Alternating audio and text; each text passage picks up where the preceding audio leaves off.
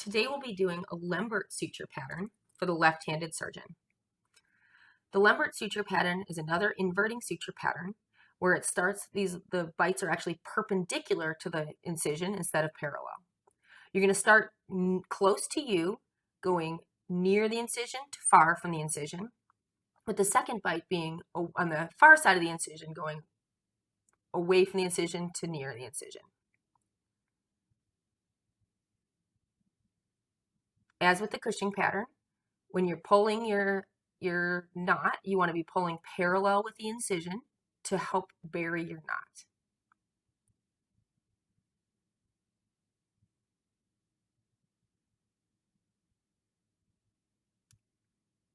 In 4 throws, we'll make a square knot and a secure ligature.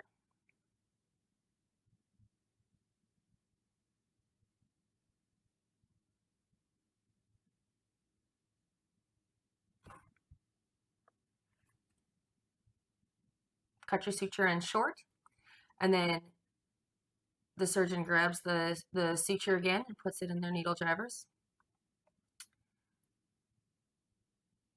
Your next bite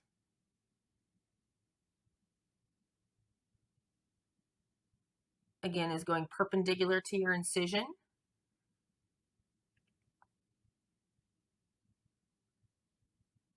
You're never going through the incision line itself, just adjacent to it. When placing this pattern, you will see suture across the top, and that's totally normal. In a Cushing's pattern, that tends to bury a little bit nicer, but in the Lembert pattern, you'll always kind of see some suture coming through over the top of the incision, which is normal.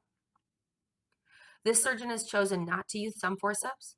My preference is actually use a thumb forceps because what you can do is you can gently, very gently, pick up the edge of your incision and make sure that you're not infolding the tissue too much. You always want to come out just as we see here, just adjacent to that incision, but not infolding because you don't want to make a cuff on the inside of the hollow viscus that you're suturing, like the intestine, for instance, in the case of the Lembert. So coming just adjacent to the end of the incision, going perpendicular toward the surgeon here,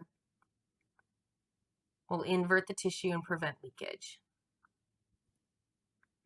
You can see that this suture pattern takes a bit longer to place than the Cushing's pattern, and you need to be just a little bit more technical when you're doing it.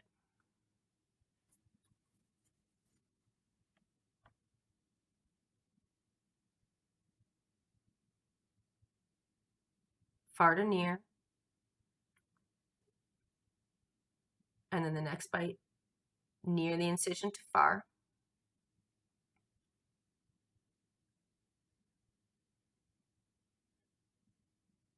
And when you have 2 near bites, that essentially makes your deep loop as if you were closing subcutaneous tissue. So now you've got a deep loop and a deep end. The surgeon's just going to get those on the same side together, and then you can end your pattern here.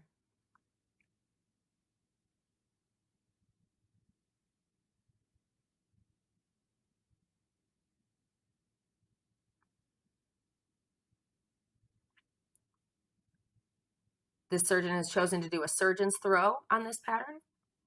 If you feel like you don't have good knot security, then a surgeon's throw is completely appropriate, or you can use a regular throw as well.